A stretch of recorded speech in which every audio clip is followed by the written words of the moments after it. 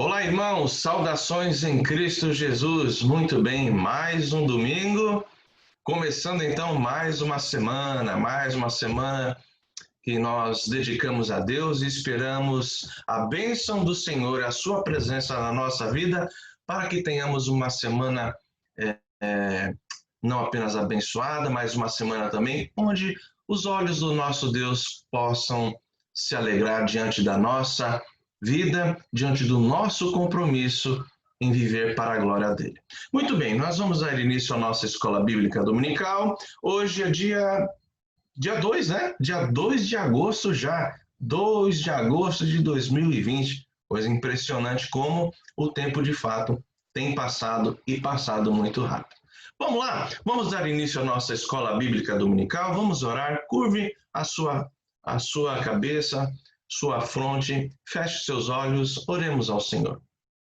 Deus, nós pedimos tua presença no nosso meio, Pai, porque só tu és o Deus digno de toda adoração, todo louvor, toda honra. E a nossa alma, Senhor, necessita da tua presença, necessita da iluminação do teu Santo Espírito. Nós necessitamos, ó Deus, que o Senhor venha não apenas nos dar instruções a partir da tua palavra, mas que o Senhor também venha nutrir, ó Deus, a nossa alma, consolar, ó Deus, o nosso coração, enchendo-nos com a esperança gloriosa que temos em Cristo Jesus. Sei com cada irmão aqui presente, abençoa cada família aqui representada. Nós tenhamos um domingo abençoado na tua presença, um domingo é o dia do Senhor, onde nós possamos de fato abrir o nosso coração e sermos tratados, ministrados pelo Senhor. Abençoa essa escola bíblica dominical, nós oramos agradecidos, nós oramos em nome de Jesus. Amém. Muito bem, queridos irmãos, eu vou passar a palavra ao Fábio, ou para o Fábio, porque ele tem aqui um aviso a ser ministrado, um aviso a ser compartilhado com a igreja. Por favor, Fábio. Bom dia, irmãos. O que nós gostaríamos de compartilhar? A gente está com um propósito com os jovens de fortalecimento da nossa mocidade, dos nossos jovens, né?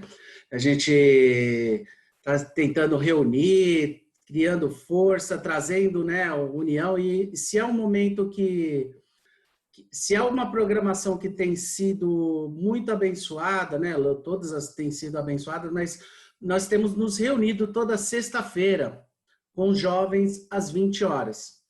Qual o propósito que nós estamos tendo, né, de fortalecimento, então, de trazer... Fábio, reunidos no Zoom. No Zoom, isso. Fica bem claro que é através do Zoom também.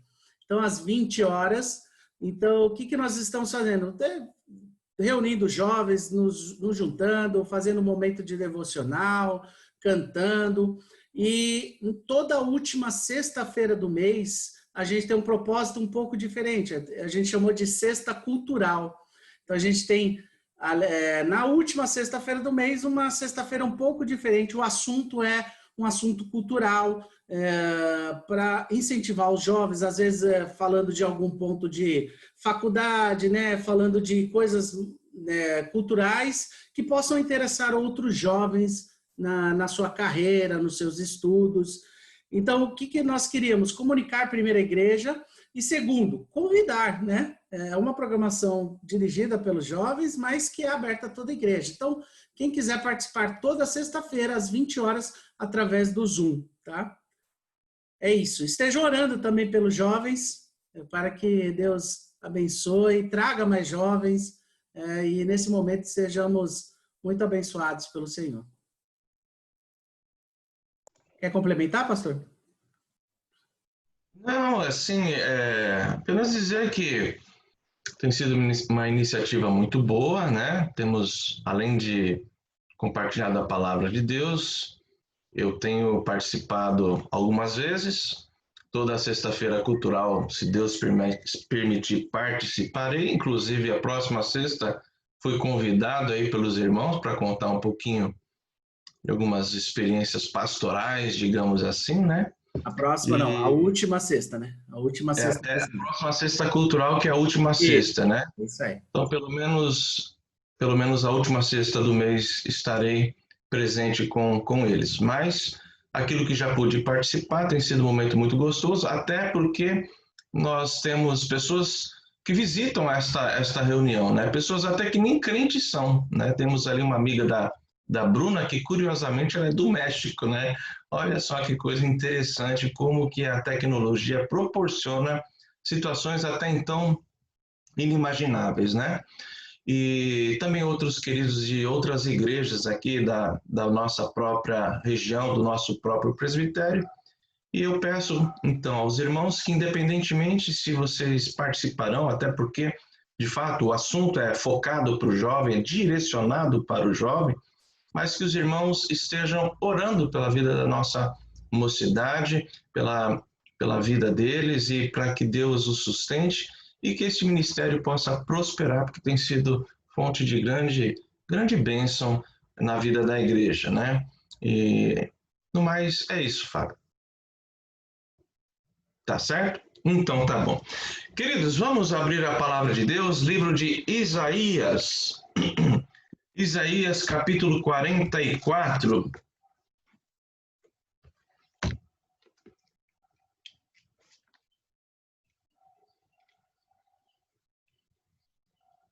Isaías capítulo 44, do primeiro versículo ao versículo 8º. Vou pedir para um jovem fazer fazer a leitura aqui.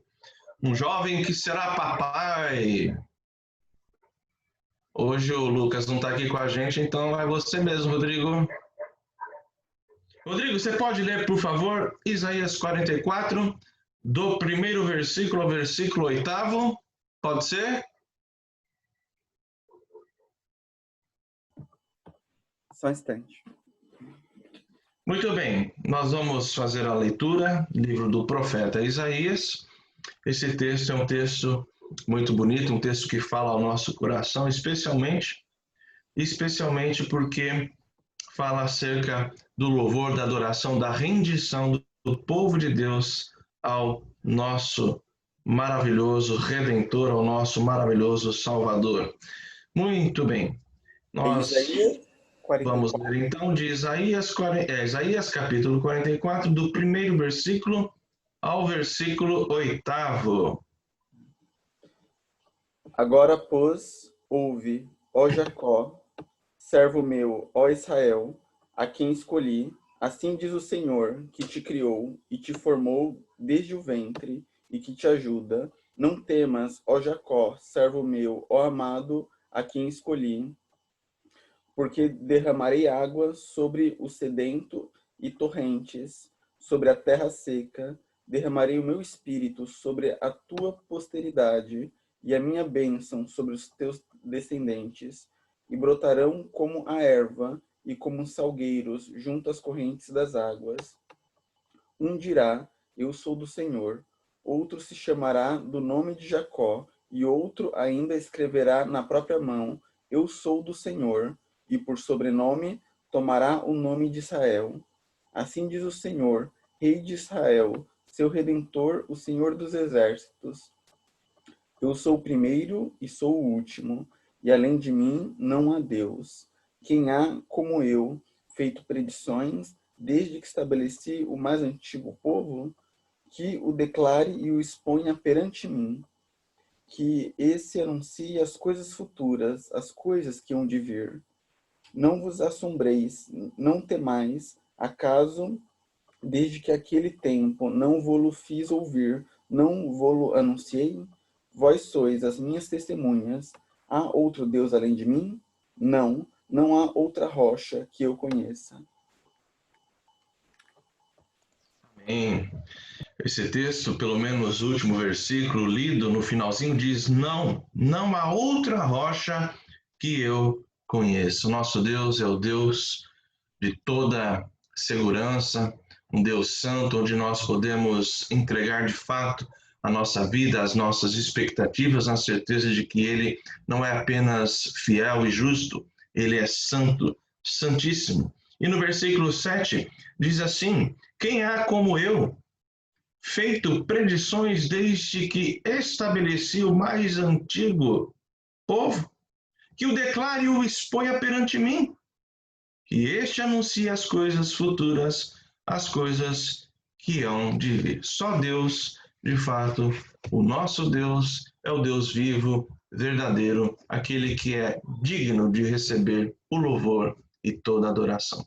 Fábio, nos assista aqui, por gentileza, num cântico, num hino, enfim, numa canção de louvor.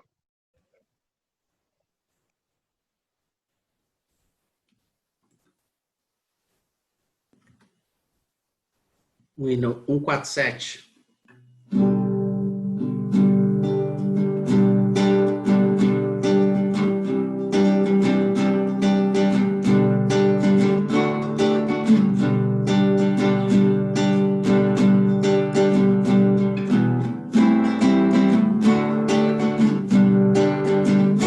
Quando a alma sequiosa chega à voz do Salvador, eis que logo reconhece ser Jesus o seu Senhor.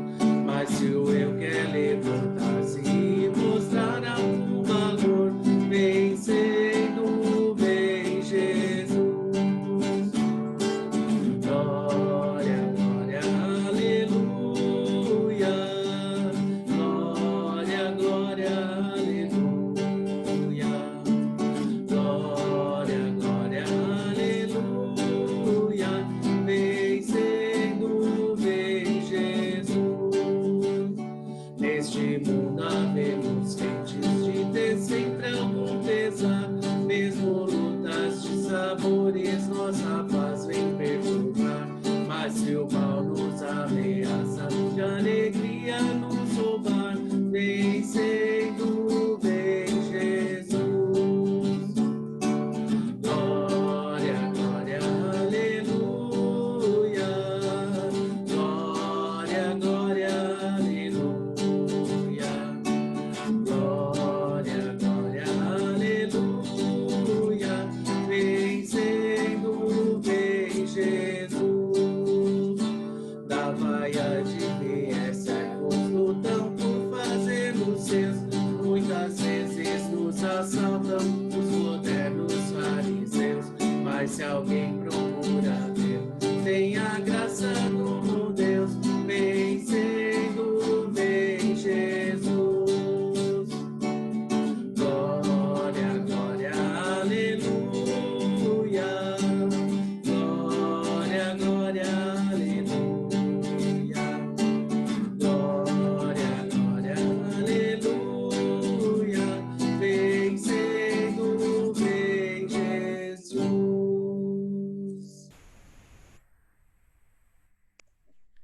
Muito bom, muito bom. Ô, Fábio, que arranjo foi esse aí? Ficou muito bom. Eu não sei se isso aí é um chá. Como que é? Como é que fala aquele ritmo? Chachado? Não, não é chachado, me ajuda aí. Pati, É alguma shot, é isso? não sei. Eu acho que foi. Ficou bem diferente mesmo. Muito bem. Queridos, vamos orar a Deus mais uma vez e após a oração nós adentraremos ao estudo propriamente dito? Pois bem, vamos orar no sentido de tributar ao Senhor a nossa adoração, o nosso louvor. Não vamos procurar pedir nada, apenas elevar o nosso pensamento, colocando assim o nosso coração no altar, tributando louvores, exaltando o nosso Deus. Nesse sentido, então, eu peço, por favor, que a nossa caçulinha aqui, a Bruna é a caçula como é mais recente da igreja a título de membresia, mas a gente tem gente mais nova aqui, né? A gente tem gente, foi ótimo, né? Pior que está sendo gravado isso, né? Mas nós temos aqui a Sofia. É a Sofia que está aí? É a Sofia? É sim, pastor. Tudo bem, querida? A Sofia é mais nova que a Bruna, né? Mas a título de membresia, por favor, Bruna, nos conduza a Deus nessa palavra de louvor, de adoração. Oremos, queridos. Senhor, nosso Deus e Pai, Nós te louvamos, nós te agradecemos, Pai, por mais um dia que estamos reunidos na tua presença, Pai, para conhecer mais de ti. Obrigado, Pai, por todas as bênçãos, por todas as provações da nossa vida, Pai.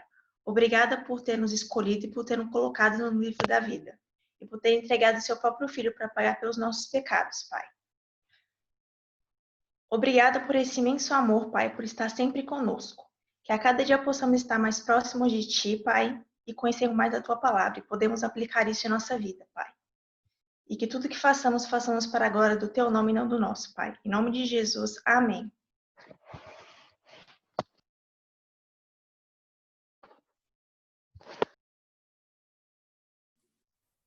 Pastor, precisa habilitar o microfone. Habilitemos.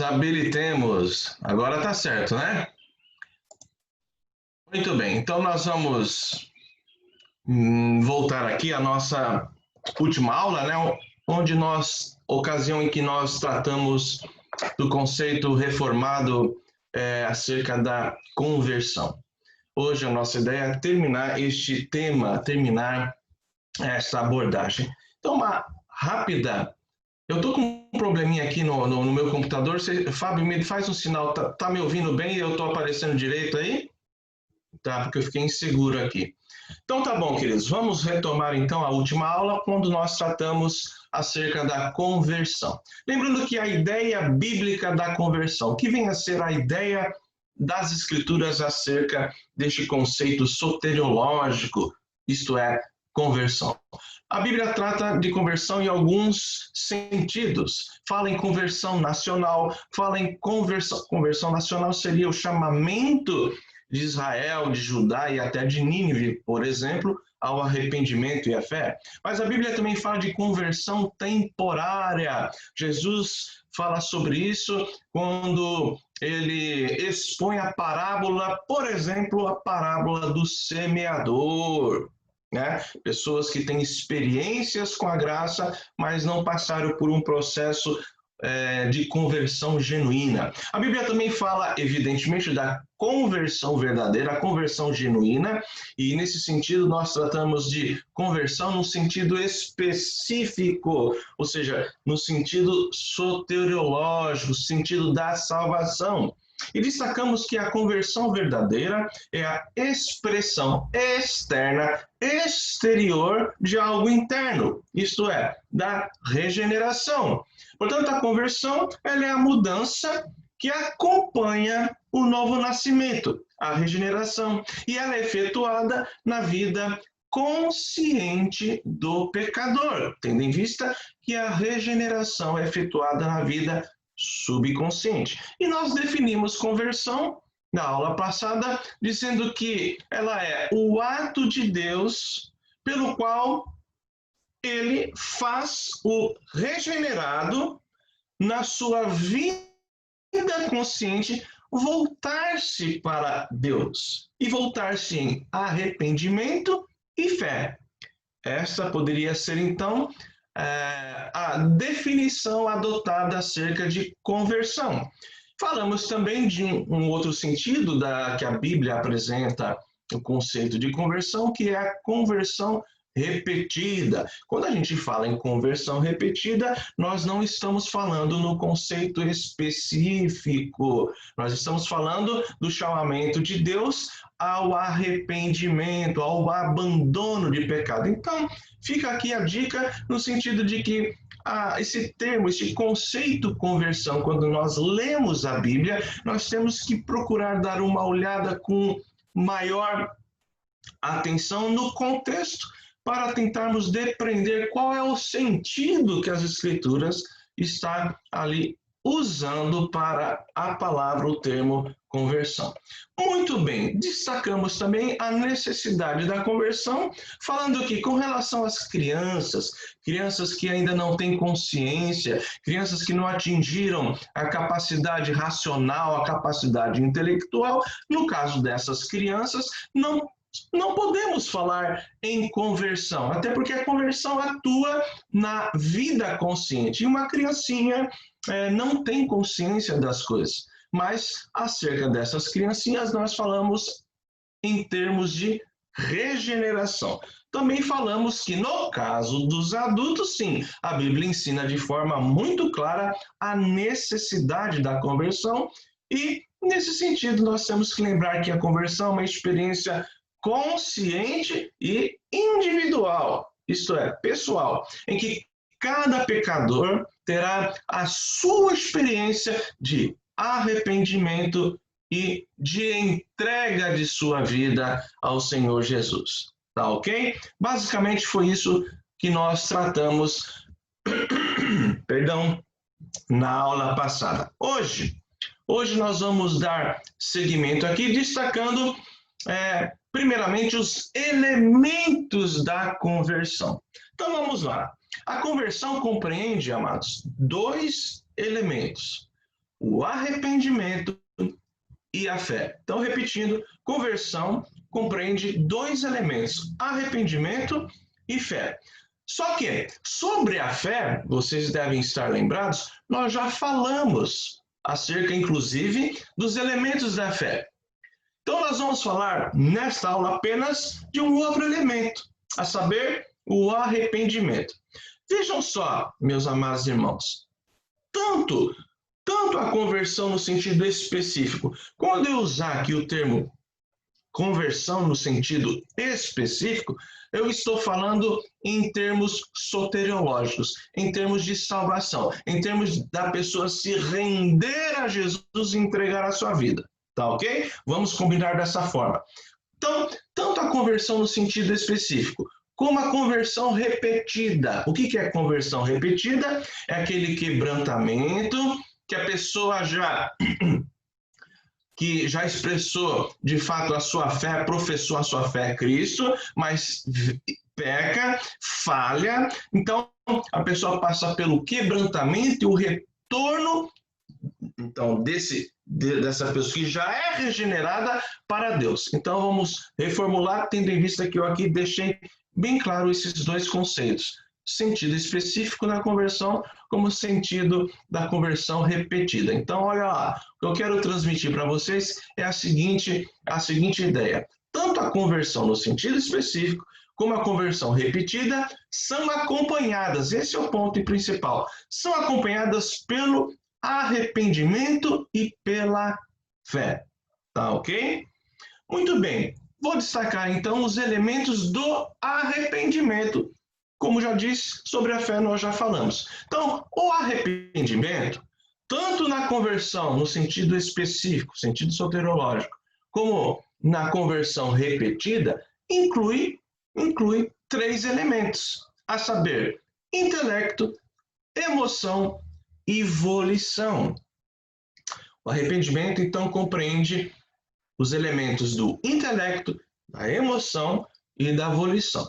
Primeiramente, o elemento intelectual, isto é, o conhecimento do pecado. Então, vejam só, lá em Romanos 7, capítulo 7, versículo 7, diz assim: eu não teria conhecido o pecado senão por intermédio da lei, pois não teria eu conhecido a cobiça se a lei não dissera, não cobiçarás. Então percebam, pelo conhecimento, a partir da palavra de Deus, do pecado, pelo conhecimento, então há uma mudança no modo de pensar, em que se reconhece o pecado e a culpa. O segundo elemento é o elemento emocional.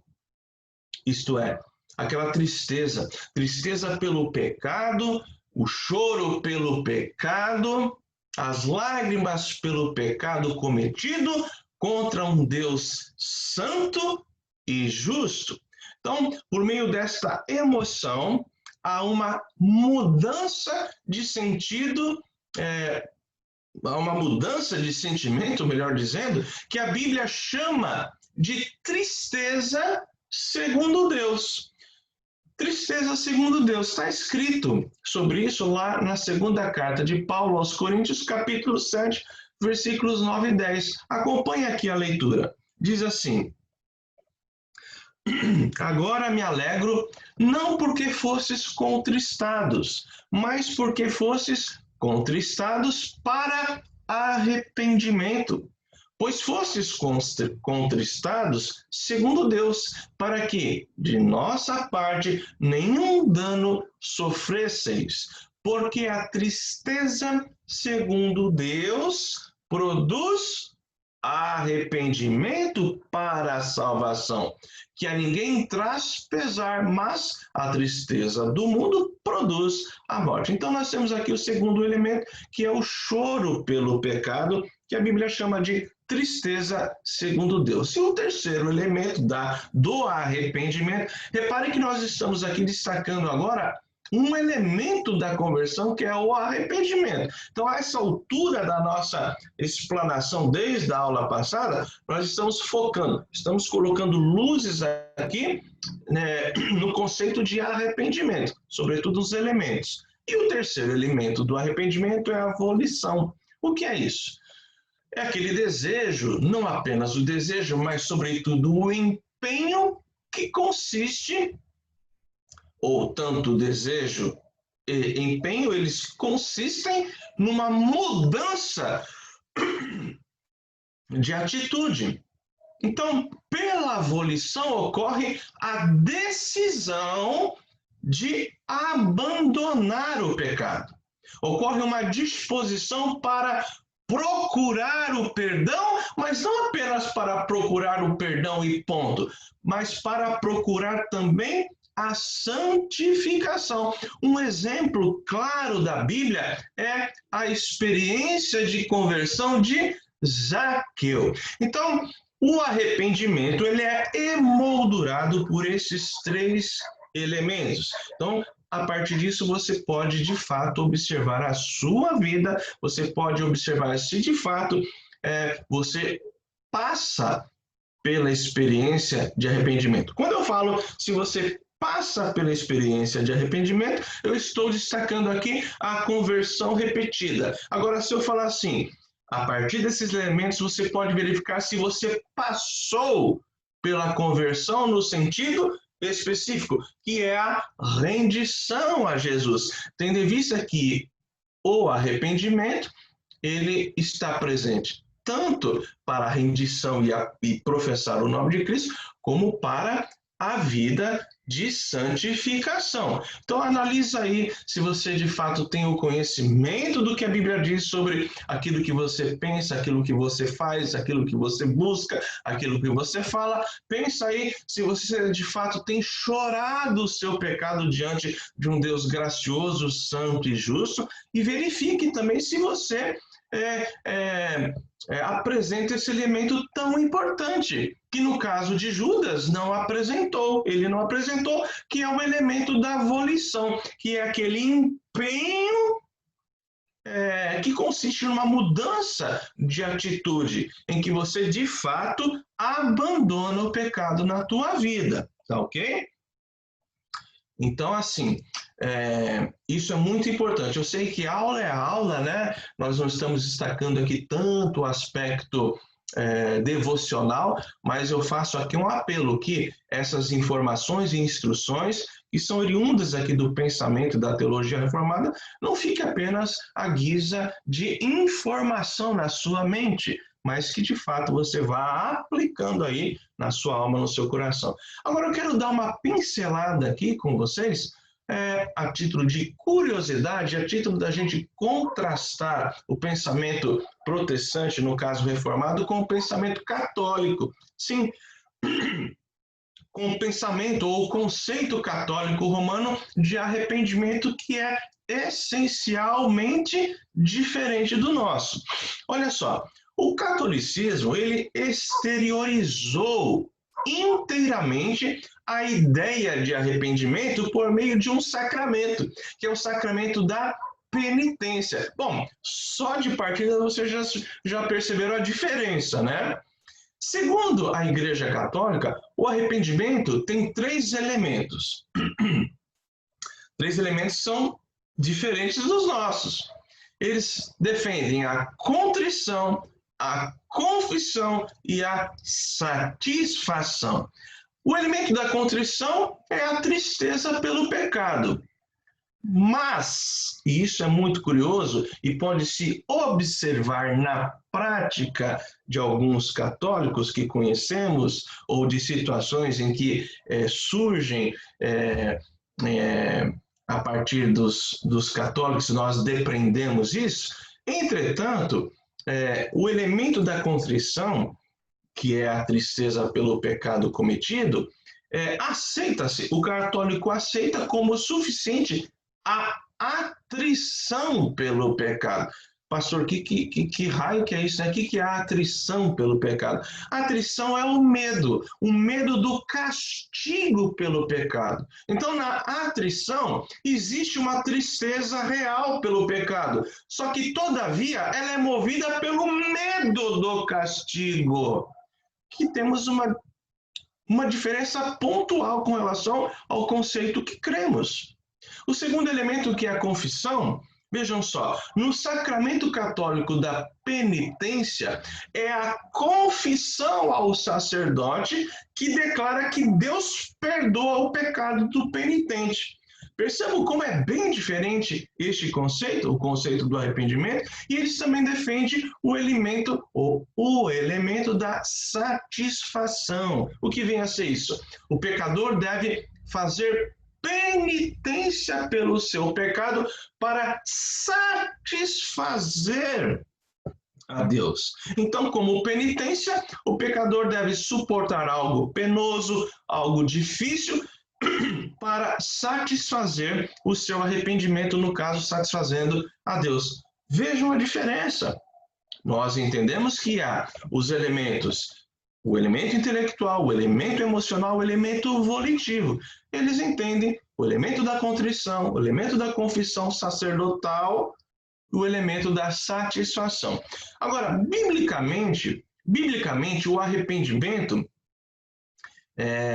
deve ser visto num conceito que considera o verdadeiro arrependimento como um ato primeiramente interior. Então, o conceito bíblico de arrependimento, em primeiro lugar, considera o arrependimento como um ato primeiramente interior, uma atitude de contrição real por causa do pecado. Essa contrição não se dá pelo medo do castigo, mas pela tristeza, e este é o ponto, irmãos, pela tristeza de ter ofendido a um Deus santo e gracioso, e não por conta do medo de Deus ou das consequências, mas pela tristeza, uma contrição que é oriunda da tristeza de ter desagradado, ofendido ao nosso Pai Celestial.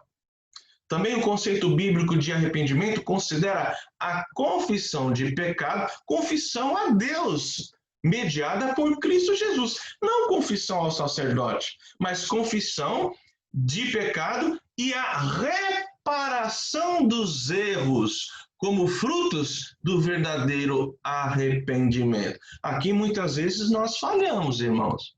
Por quê? Porque às vezes a gente pede perdão só a Deus, mas ao irmão que ofendemos ou ao irmão que entristecemos, nós não pedimos perdão.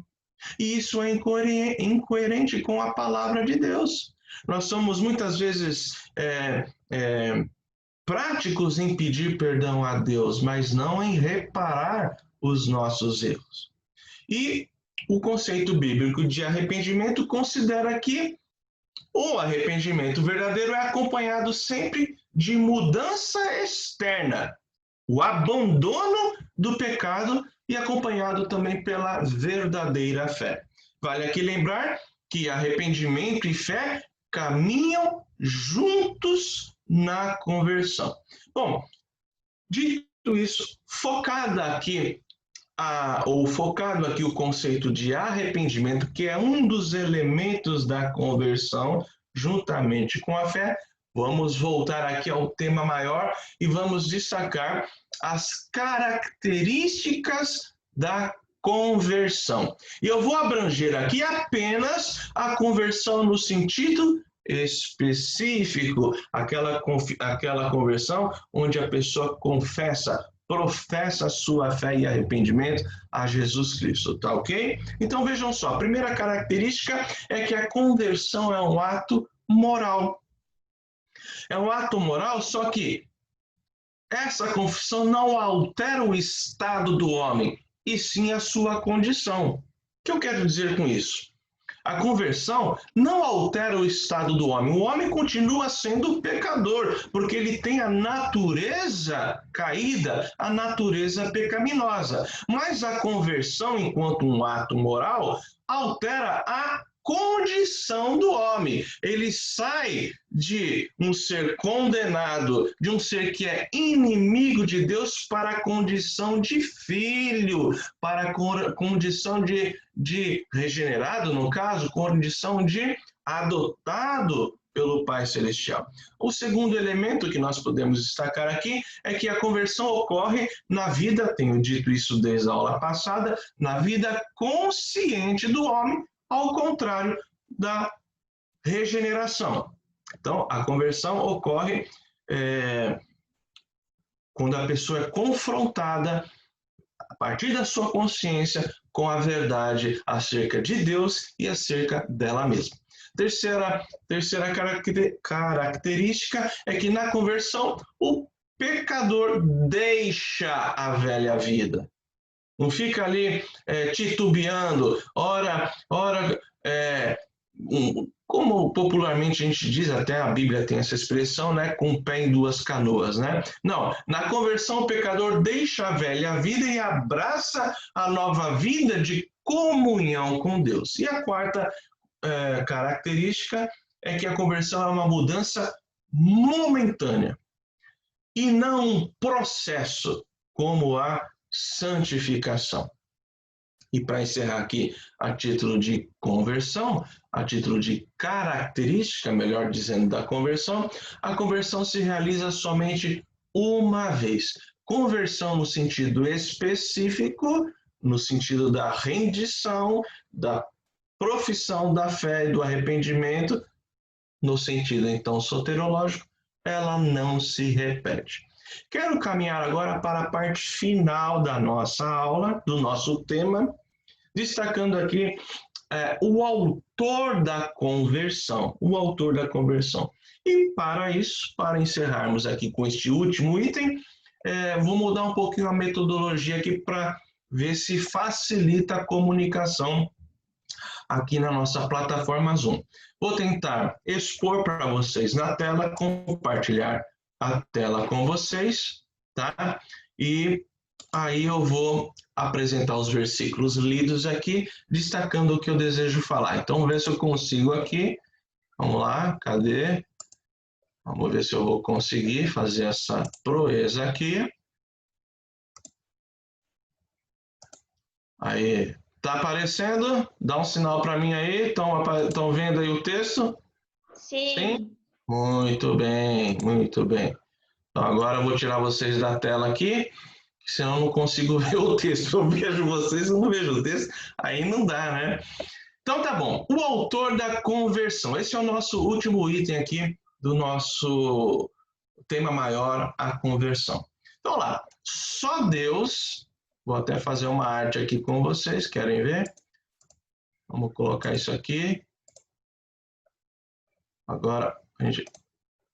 Isso. Olha lá, só Deus é o autor da conversão. Olha o que a Bíblia diz. Atos 11, 18. E ouvindo eles estas coisas, apaziguaram-se e glorificaram a Deus, dizendo: logo também aos gentios foi por Deus concedido o arrependimento para a vida. Observem aqui a expressão que estou grifando.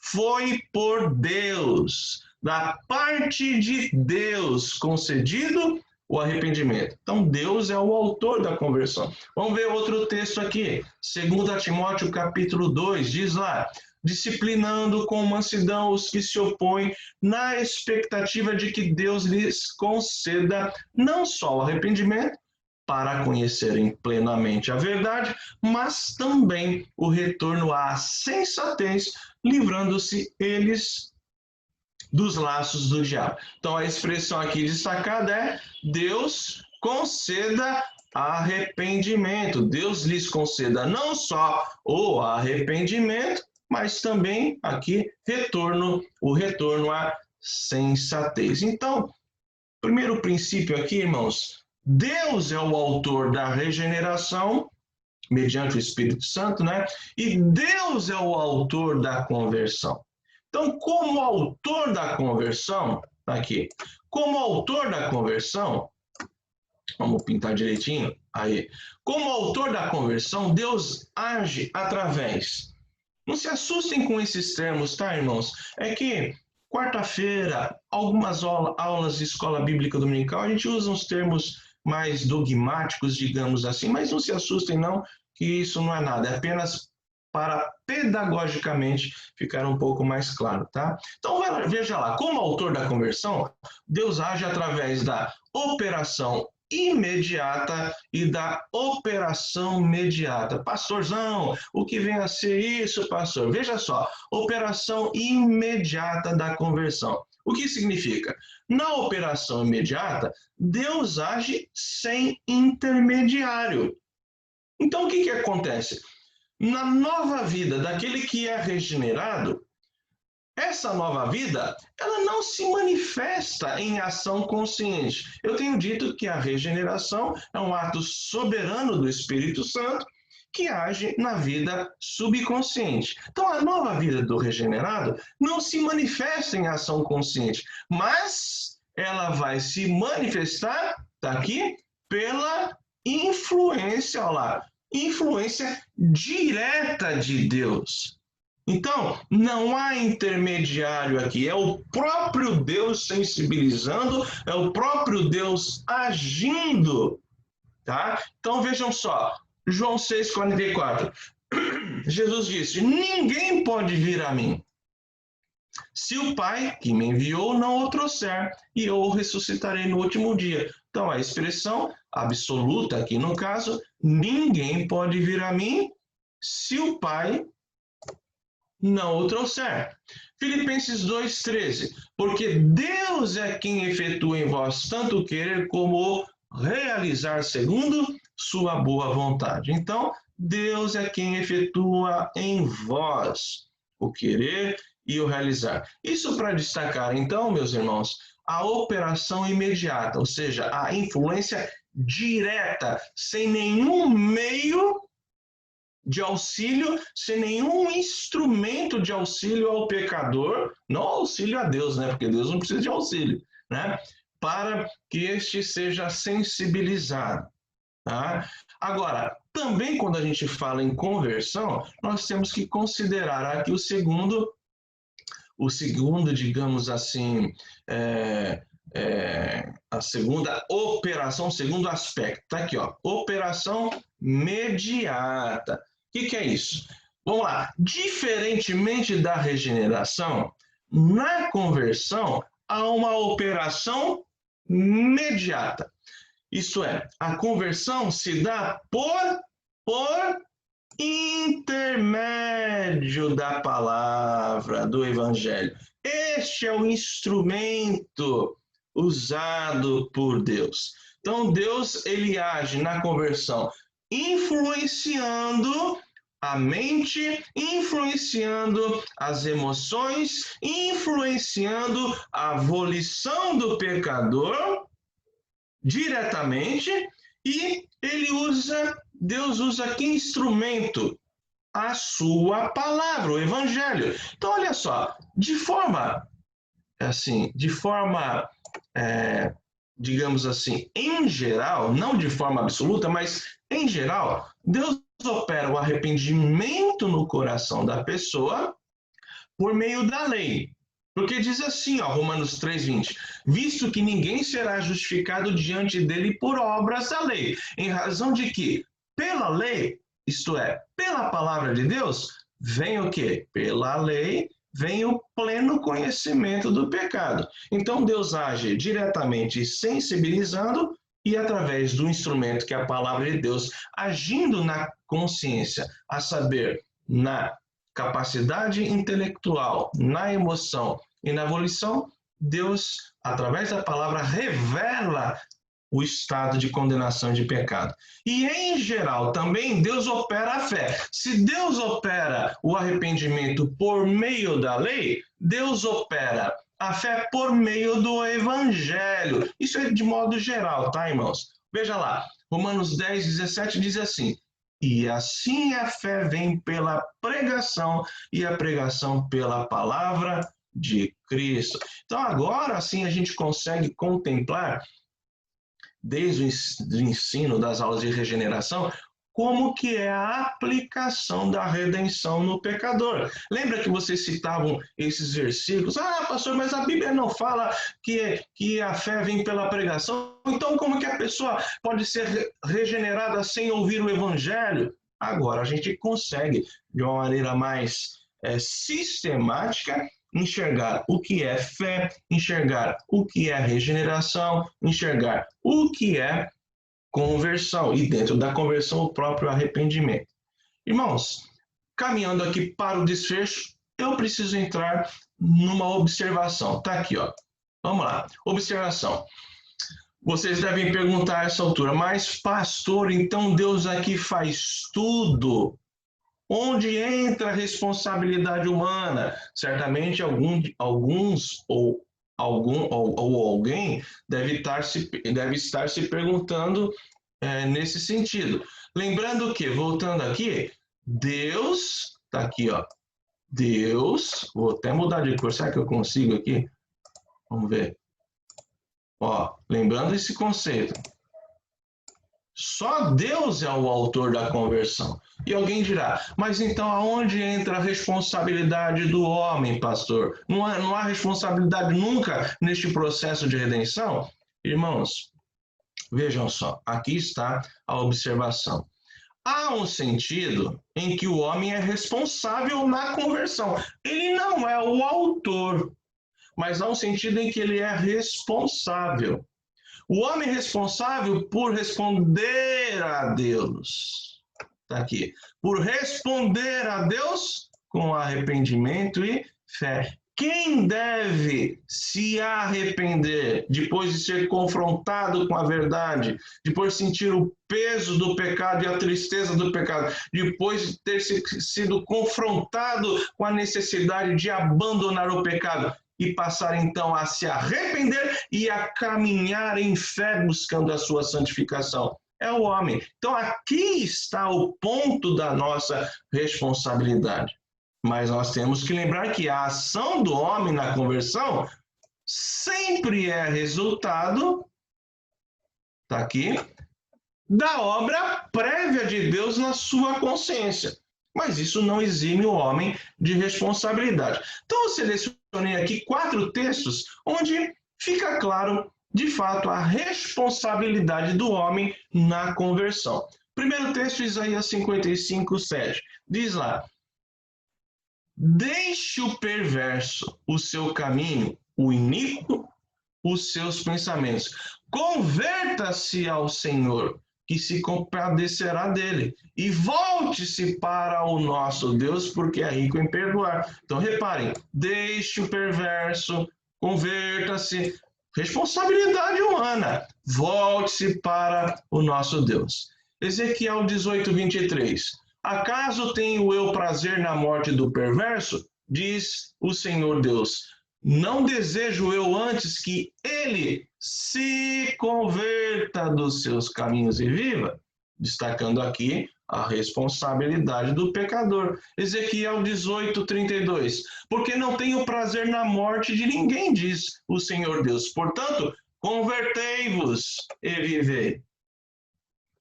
Atos 2, 38, aqui destacando mais um elemento da conversão, que é o arrependimento. Olha o que Pedro diz ali no seu primeiro sermão cristocêntrico. Ele diz assim: arrependei-vos, arrependei-vos. Nós somos responsáveis por assumir este conhecimento intelectual do pecado, este elemento da volição, este elemento da emoção. Arrependei-vos. E cada um de vós seja batizado em nome de Jesus, Cristo para a remissão dos vossos pecados. Então vamos concluir fechando definitivamente aqui o nosso tema. E eu vou usar mais uma vez, vou mudar até de cor aqui. Que cor que vocês querem? Amarelinho. Vamos experimentar o amarelinho aqui para fazer agora foi. Fazer a conclusão. Então, fechando, olá, podemos resumir toda a nossa temática assim. Primeiro, a conversão é o ato de Deus pelo qual ele, Deus no caso, faz o regenerado voltar-se para ele em arrependimento e fé.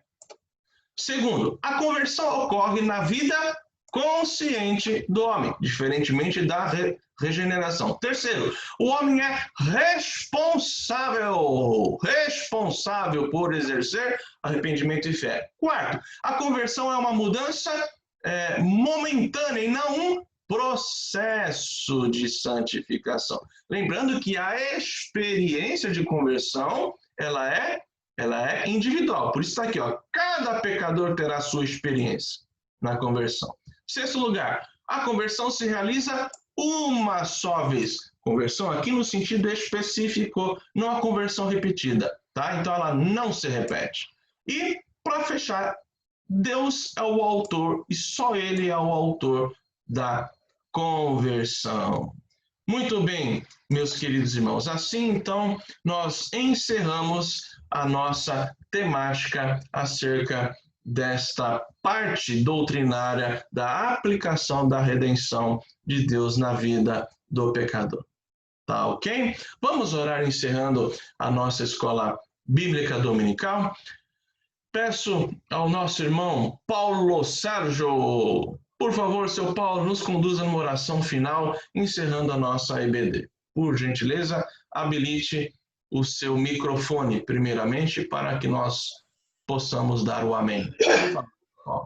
Bem, Senhor nosso Deus, nosso Pai, como é bom esse início de dia, nessa manhã bonita que o Senhor nos traz.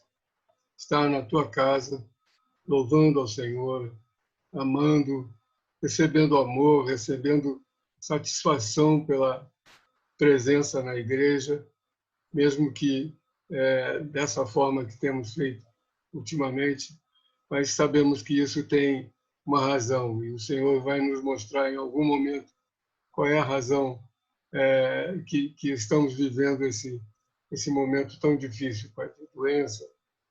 Nós te pedimos, Senhor, perdão pelos nossos erros, pelos nossos pecados, perdão, Senhor, para poder usufruir da tua presença na nossa vida. Obrigado, Senhor, por essa nossa igreja querida, abençoada também. Nós queremos agradecer pelas pessoas que se reúnem aqui, que se reúnem em nome do Senhor e na presença dele. Obrigado por esse dia, por esse estudo que fizemos e pela realidade que podemos estar convencidos a partir do estudo que fizemos. Obrigado, Pai. É em nome de Jesus que nós oramos. Amém.